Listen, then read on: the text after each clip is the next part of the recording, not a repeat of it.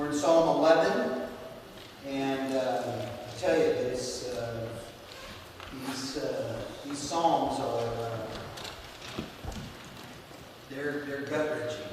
Some of them. They hit straightforward. They tell truthful things about our lives and things that you and I really need to look at. Kind of the premise that we're going to be looking at today is the idea. Is this thing on? Nope. Alcohol. Okay. Better? Yeah. All right. Here we go. Sorry, Rich. It's all right. I'm trying to figure out what's going on. That was not bad.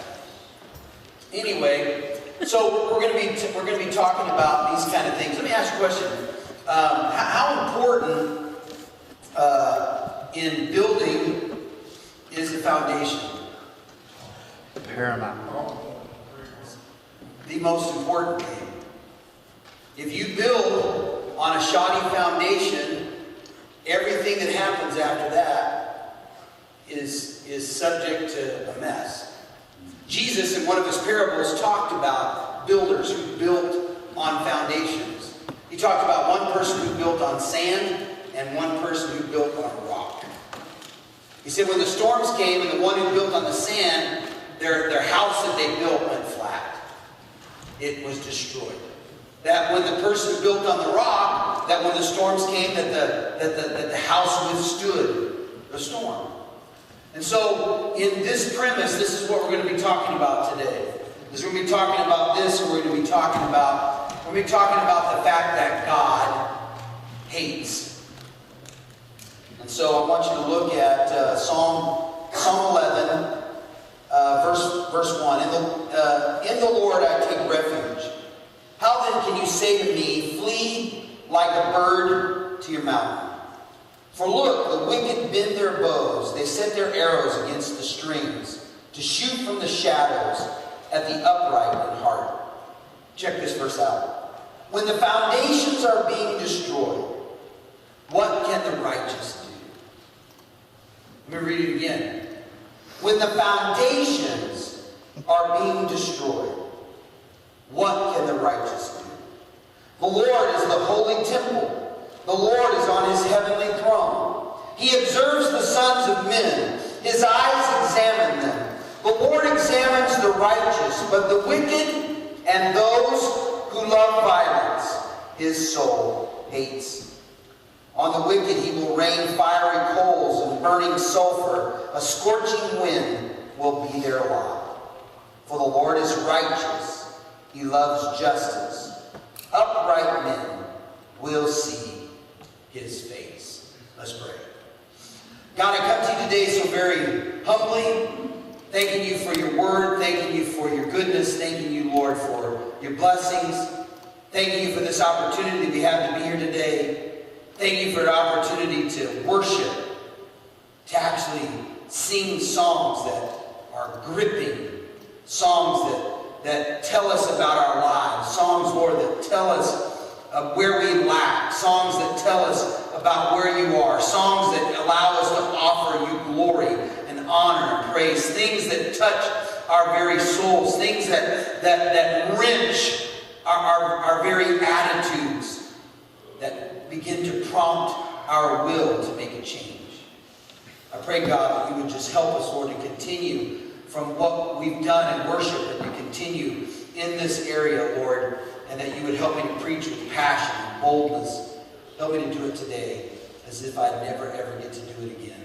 In Jesus' name, amen.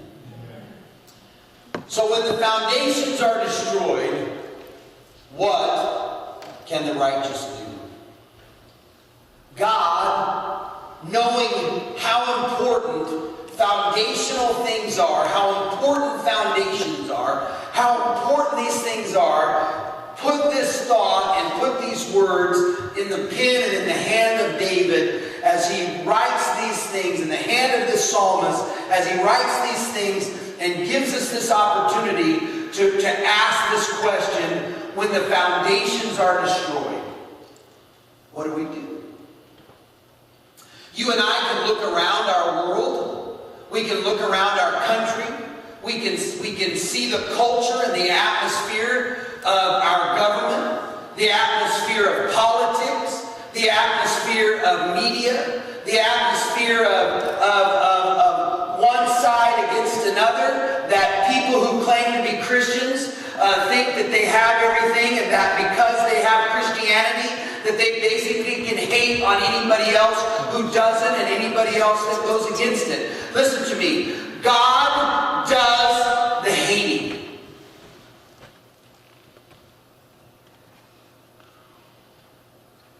And we'll get back to that.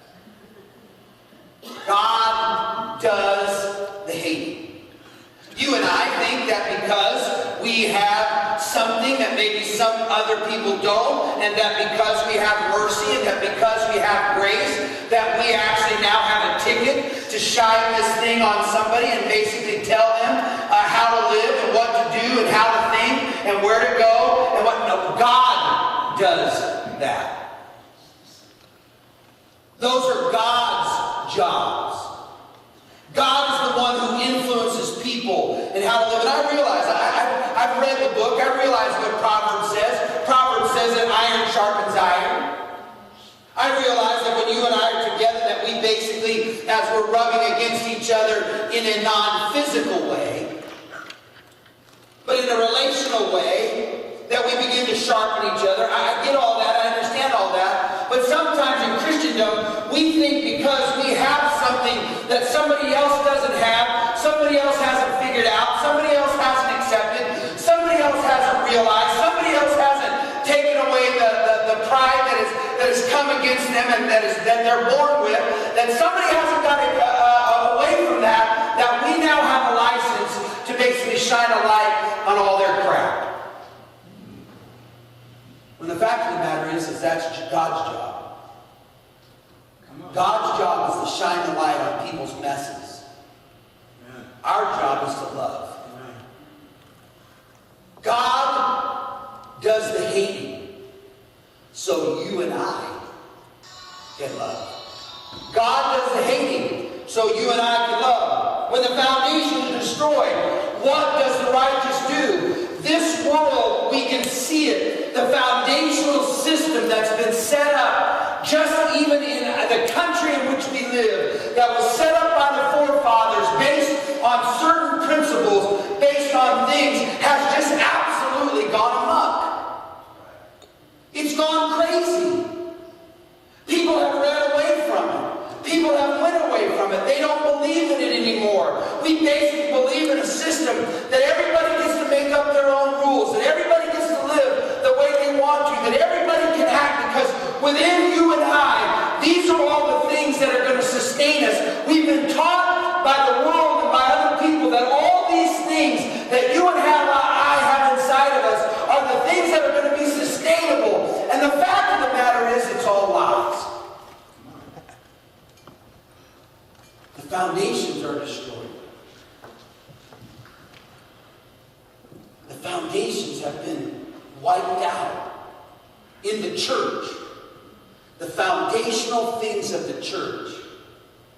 I'm not talking about old school versus new school. I'm not talking about contemporary worship, so to speak. Even Saturday nights is way more contemporary than what we do. But I'm not talking about hymns versus worship songs. I'm not talking about just having worship on a Sunday with a keyboard or a piano compared to drums and guitars. I'm talking about the foundational systems of the church. Love, blessings, prayer, Bible study, holy living. Amen. Man, that stuff is so far gone out the window. Even in the church, we've decided that we get to make up our own rules. Even in the church, we've decided that we get to live any way we want to because we live in a realm of grace. You must not have read the Word correctly. Because the Word says that, hey, even though where grace abounds, sin even more abounds. And that just because you have grace, you don't have a that just because you and I have been forgiven, it doesn't give us a license to take advantage of the mercy and grace of God. And so, and all this was pretty much just the free part of the sermon. God hates things that hurts the ones He loves. God hates worship that destroys human potential. And God hates so you and I can love. David begins with his own plight. This difficulty in his life that he's facing. His enemies are aiming at him with arrows. He has friends who are telling him to run. But David can't run away because the Lord is his refuge, we found out in chapter 10. But still the situation is not good. He or his friends describe it like this: when the foundations are destroyed, when everything that you're supposed to be standing on, when the solid ground that you're supposed to have your feet in, when everything is there, when the foundational setup for all your stuff is there, when it's destroyed, what do? What do we do when the foundational setup for life is a family unit, and in our world the family unit has pretty much gone to hell in a handbasket? What do we do with the foundational system that God has actually set up between man and woman, that we've actually made the decision that it can be man, woman, and anything else?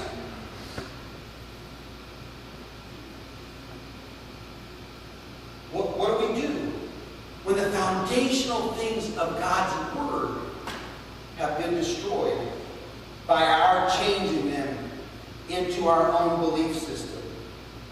There was a guy who was asked to go to a forum, an ethics forum. He's a smart guy, and the way it was kind of handled was disturbing to him. In the articles that he was going to be discussing, they were asked to read on a subject that offered methods of looking at ethical issues. 5 approaches to utilitarian rights, fairness, justice, common good, and virtue. What was completely lacking in the way that it was being presented was the definition of what constitutes good. What is meant by justice. Where rights come from. And how virtue is defined. These authors who were in this whole thing were quoting people like Aristotle, Mill, Kant, but mosquitoed them, leaving out the most important part of the enterprise. Each one of those philosophers was interested in defining what was good and true and building a system, ethical system, on that foundation. Instead of following in those footsteps of these great thinkers, they were invited to come up with their own answers to what is right and what is wrong, simply based on a few approaches to the issues, not based on what is the foundation of what is right and what is wrong. This person who was invited to speak and to give or actually write or whatever they were doing said this about themselves: I think we as species need to return to the fundamental question of whether there is such a thing as right and wrong. Whether there is such a thing as truth and falsehood. If there isn't, there may be no reason to bother with these forums or these discussions. If there is, I would hope that we can come to some consensus concerning it. What is most frightening to me, he said, about recent events, shooting, violence. We had another shooting in Lodi, by the way, last night. Another murder. Livable, lovable, Lodi. 2 people. Okay? Livable, lovable, Lodi. Make a moniker of that. Right? What's most frightening about these events is that the perpetrators of these crimes not only feel they are right, they are proud to proclaim responsibility sometimes. It seems to me that evil, to take pleasure or satisfaction or gratitude in the pain and the suffering of someone else. Can we all agree on that? Maybe that is one place to begin the discussion. And so one of the classmates responded. He says, can we agree that it is evil to take satisfaction or gratification in the pain of suffering of another? If we were to do that, imagine all the things that would have to disappear. Violence in sports. They would go from tackle football to touch football. Flag football.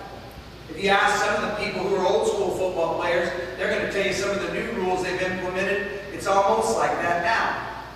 Right?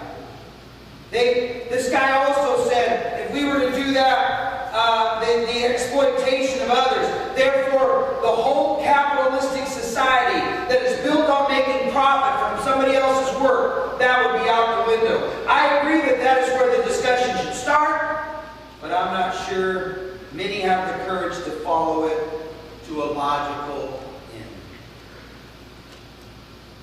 This guy echoes the concern that a lot of people have in society, that if we live according to absolute values, hear me out, if we live according to absolute values, how much of our society will have to be changed and abandoned in order to have a better world? Our world that we live in, every one of us in this room, our world that we live in, okay, is attempting to build a society without a foundation.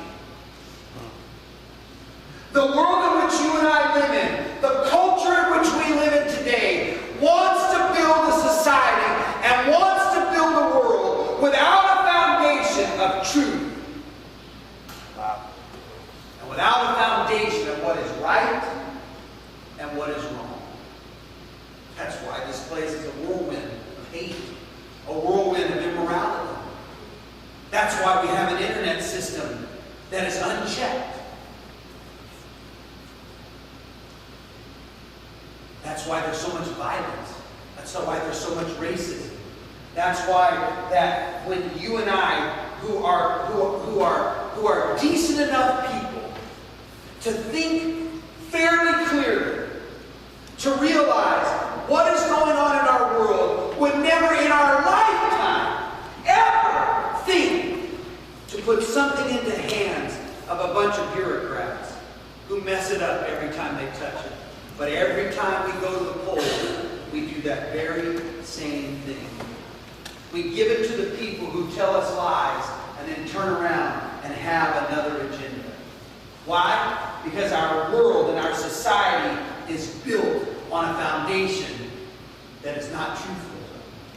It's built on a foundation that is not correct and is not right. When the foundations are destroyed, what do the righteous do? When the actual parameters of what is supposed to be right and what is supposed to be wrong, when all that is X'd out and marked out, when you take a big circle and you mark a line through it, and what is supposed to be true and honest and lovely and good, think on these things. When all of that is circled and crossed out, what do? Many of us are joining the other side and saying, hey, if there's no absolute truth, I'll just get on with my bad self. I'll just do what I want to do. I'll live how I want to live. I'll speak how I want to speak. And I'll actually say that that's godly. When the fact of the matter is that if you do anything that is contrary to the book, it is ungodly.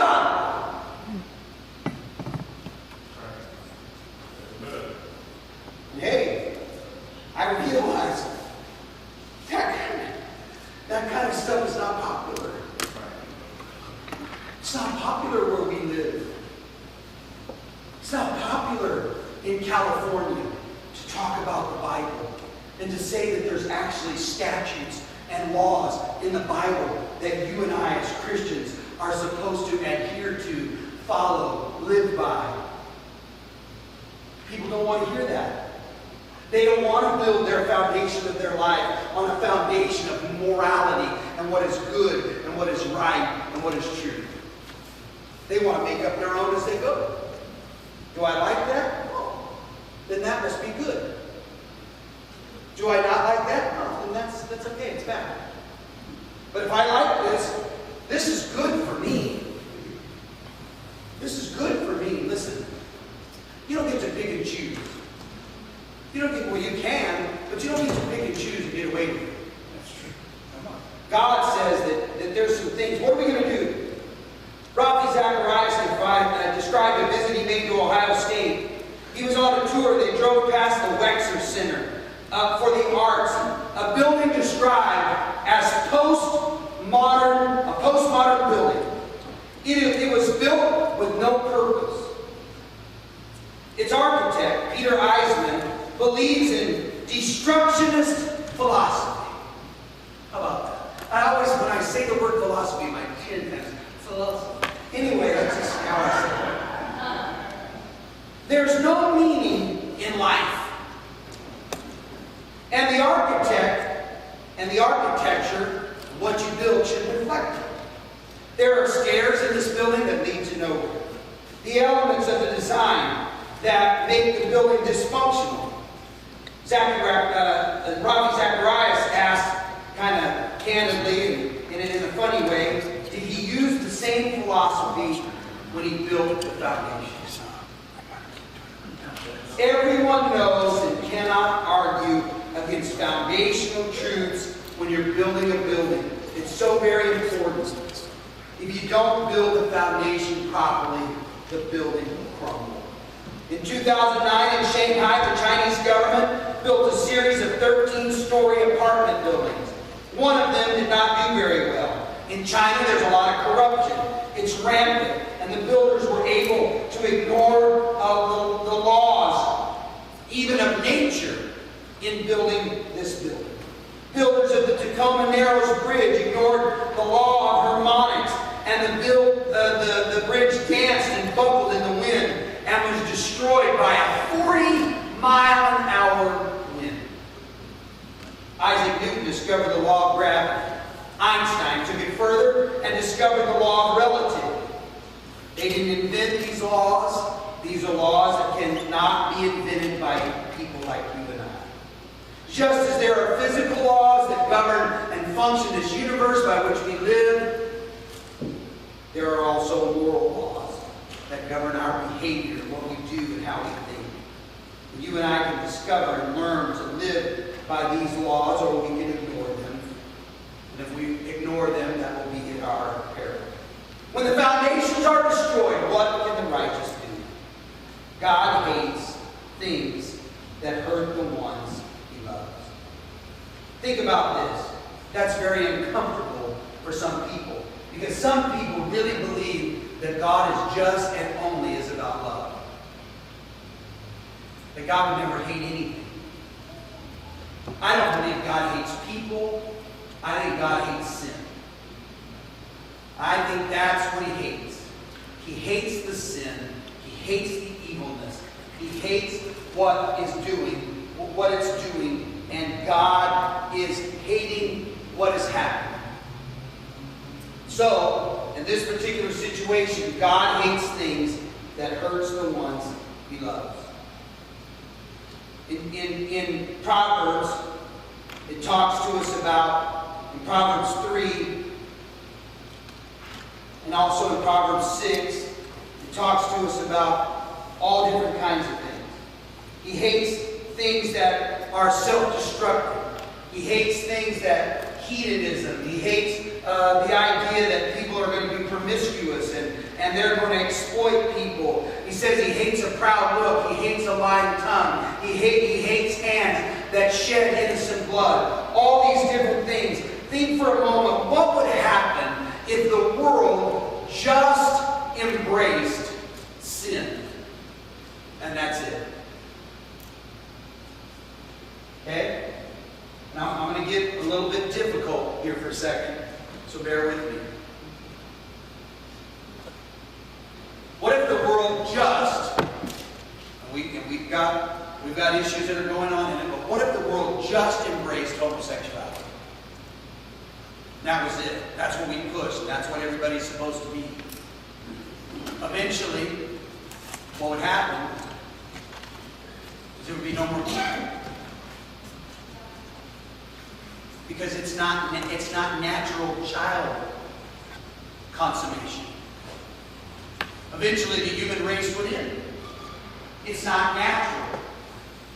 I'm not talking about you and I hating people and not loving people and pushing people away who are involved in such things. I have a daughter who's a lesbian.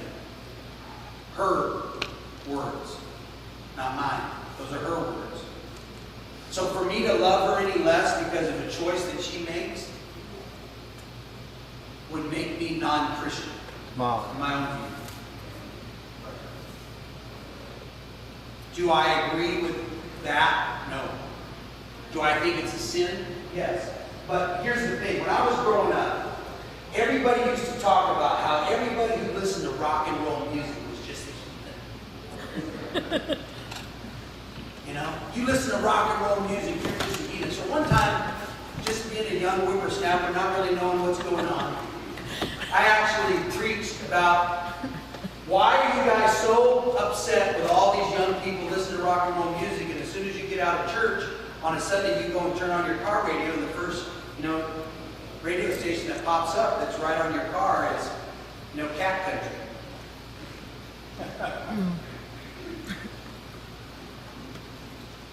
When I'm listening to these rock and roll songs, and some guy is, his mouth, and he's like, and he's screaming. I don't understand a word he said. But when I turn on Cat Country, even if it's a twangy voice, I understand that he just slept with somebody else's woman. Her husband came over and pointed a gun at him and then just kicked his dog. That his woman took keys and went all the way across his car. And carrying the wood. Yeah. I understand all that. So what I'm trying to get at is that we like to preach against things that we don't like. And never mention the stuff that we're involved in. So if you're going to preach on homosexuality, then you're going to preach on those that are promiscuous who are heterosexual. If you're going to say that it's a sin to be homosexual, then you're going to say it's a sin to be a pornographer. We're going to preach on all of it. We're going to cover it all. We're going to lay it all out. Because let me tell you something. None of them are included in extra stuff. God doesn't do extra stuff. All of those things, if you're not married and have sex outside of marriage, it is fornication, and it is a sin, and it is in the Bible. If you are married and you have sex with somebody else outside of your marriage, it's called adultery. Come on. Matter of fact, Jesus took it even a step further, and he said that if you even think on a woman in the wrong way, that you've actually committed adultery in your heart. Thanks a lot, Jesus.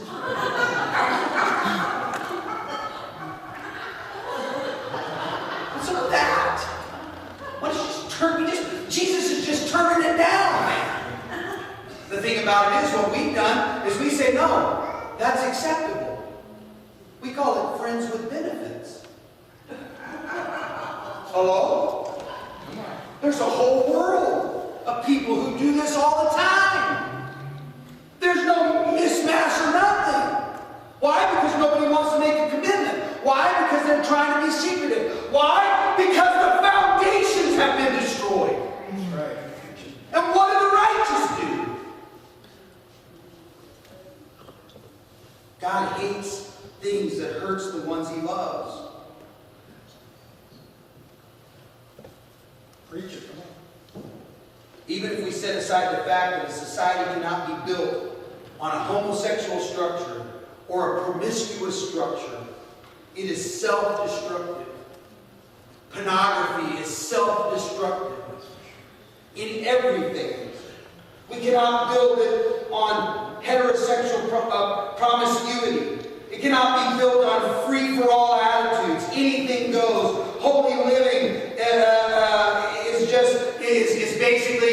tell people that they're supposed to live holy, then you have a spirit of religion. There's nothing religious about living holy. It's biblical. There's nothing religious about living by the standards of the Bible. It's biblical. It's not pious. It's not religiosity. It's not craziness in Bible thumping. It's actually taking up your cross and living every day as Jesus said. Doing your very best. But man, you're going to make mistakes. You're going to sin. But God said, listen, you're going to get up from that. You and I cannot just live unholy, sinful lives. That's the spirit of Antichrist. All of this is self-destructive living. In 2016, in an edition of the USA Today, a description of something that should be shocking is not shocking. A woman whom is not named, or we don't have the name, got pregnant, had a son when she was 16. She gave him up for adoption. Her son was 19. He found her on Facebook.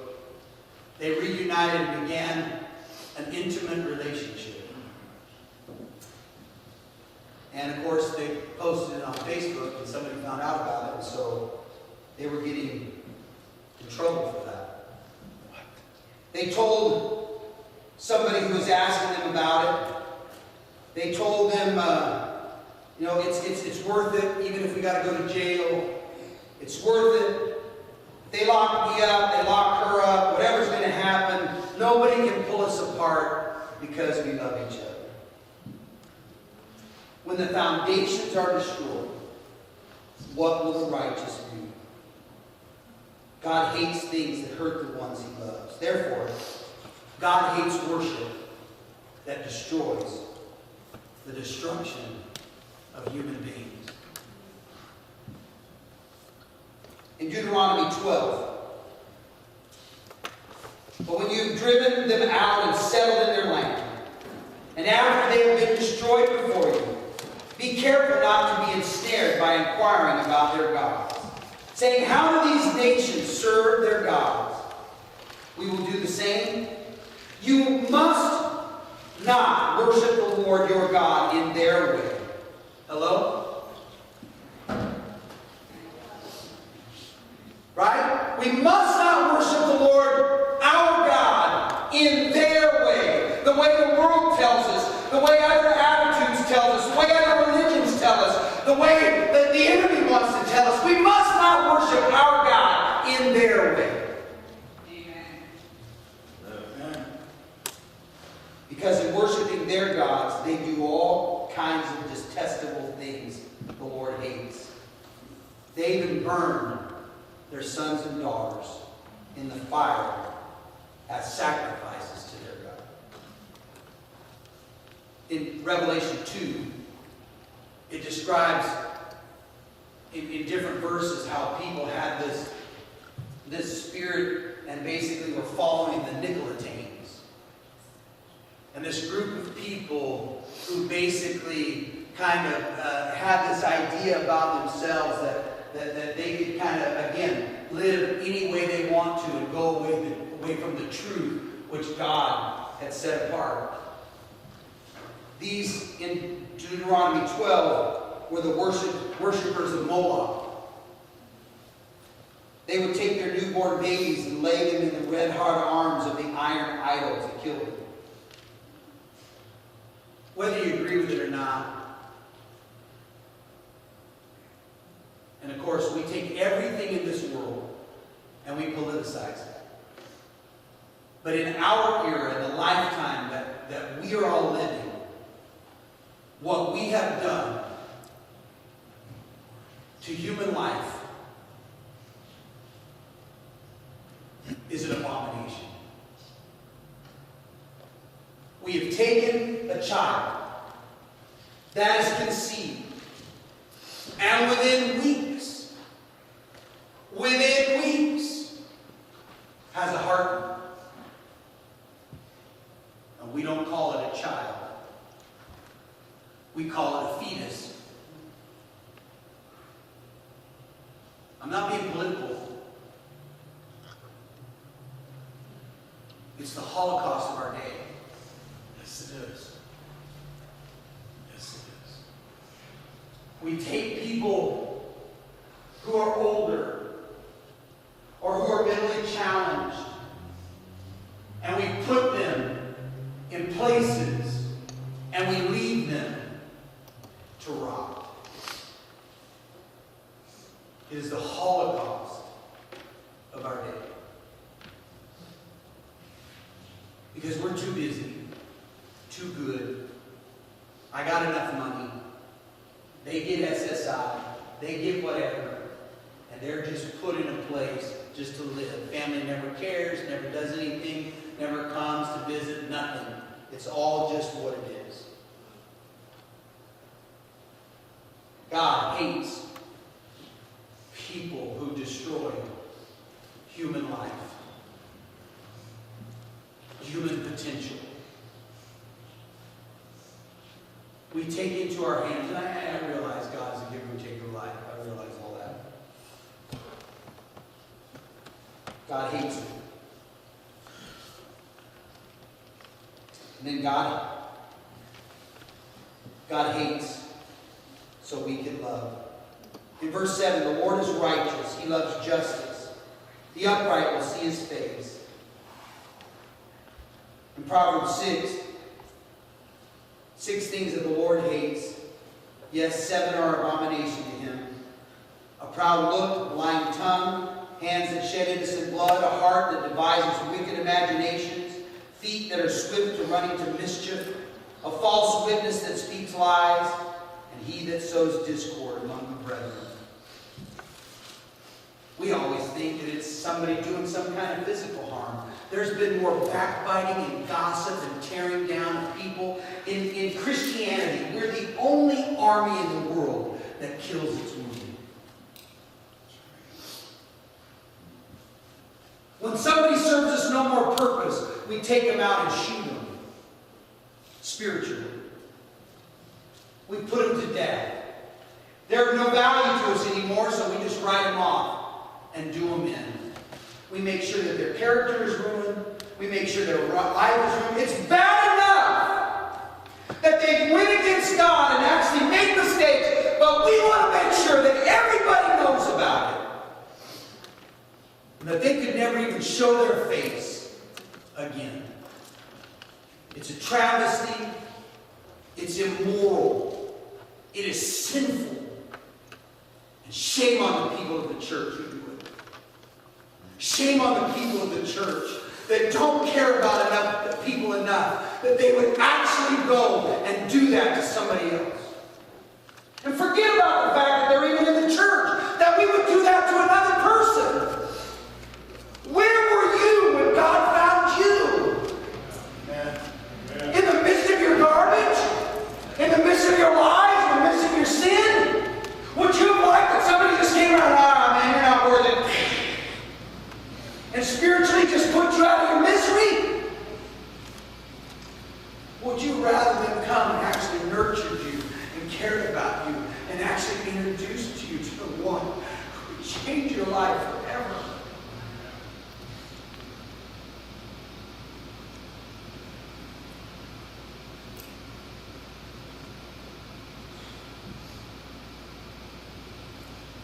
Pride is first on the list.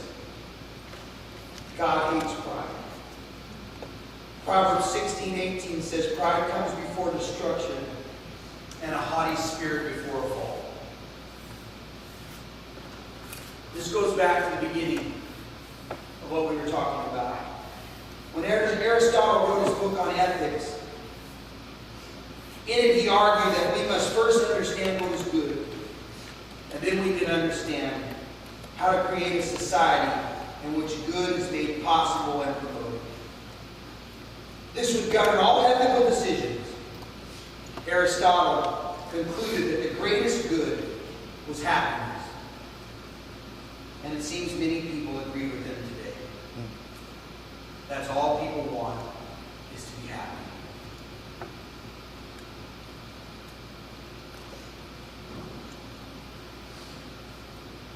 It's interesting to me that this system of thinking that taught that happiness is the greatest good, inevitably, there's two things, two almost opposite philosophical things. Hedonism and asceticism. Hedonism teaches that the chief good is pleasure. Therefore, we should take all our decisions and all the things we do in order to maximize our potential for pleasure. This results in a very disciplined lifestyle sometimes because many self-indulgent pleasures result in long-term pain. But it is still a life based on pleasure and the pleasure principle. Aesthetics taught that all suffering comes from indulging in pleasure, and that the happiest life is the one separated from the distractions of pleasure seeking. This is a Western version of Gautama Buddha's philosophy that all suffering comes from desire. Both systems have something to teach us. Self-discipline and pleasure is part of the path to happiness. The problem with both of these systems is that they neglect the fundamental principle of happiness/love. The Bible teaches us this, not that happiness is the greatest good. The Bible teaches us that love is the greatest good. The greatest good is love. If you and I want to live a happy life, we must learn to love God, and we must learn to love each other. This is the basics, the foundation of biblical ethics. We have to love God and love each other. As the group comes back, God's hatred for these things that prevent the formation of a loving society is based on one thing: His love for you and I. Why does God hate the things that doesn't allow a world to have a culture that is loving? Why does God hate the things that goes against formulating a world that goes against you and I being able to love each other because of His love for us? God just doesn't do it because He hates. God does it because He loves. Because His love for you and I, God hates sin. Because His love for you and I, God hates, so you and I can love. It's God's job to do that, not ours. God loves. So, God hates so we can love. God's hatred for these things is based on His profound love for each of us. There are two sides to the love coin: mercy, joy, peace, kindness, Galatians 5. And then there's justice, punishment of evil, the reward of good. Without justice, it's impossible to have a society that is loving. This is why God hates pride. Pride needs to establish a system of right and wrong based solely on your opinion and my opinion. What a messed up system that is. Any system that's based on our opinion is destined to limit growth and potential. Pride prevents you and I from embracing the plan that God has for all of our lives, for embracing the direction that God wants us to go. Pride profoundly limits our happiness. And then Billy Graham said this. He said the greatest act of humility in the history of the universe was when Jesus Christ stooped to die on the cross of Calvary. And before anyone can get to heaven, they too have to stoop at the cross and acknowledge that they are a sinner and admit they have done wrong. They have broken the commands of God and that they need the grace of God in Christ. No one can come proudly to the Savior. Vengeance is mine, judgment is mine, saith the Lord, I will repay. Judge not, or you will be judged. God judges, so you and I don't have to. And God hates, so you and I can love. Folks, when the foundations are destroyed, what are we going to do? What are the righteous going to do? When everything is crumbling around us, what are we going to do? I hope and pray with all of my heart, with everything that is within me, that we will be the people of God who stood at the cross. That people will find us there at different times of the day, giving our life, giving our relationships, giving our finances, giving everything we are, our attitudes, everything we are to God by coming to the cross and laying it all down. You can't live on your own. You can't make it in your own devices. One day you will stand before God and give an account of how you've lived. God will be the judge. Father God, thank you for your word. Thank you for your blessings. Thank you for all you do. And I pray, God, that we will build foundations in our lives that stand the test of time by building them on your word.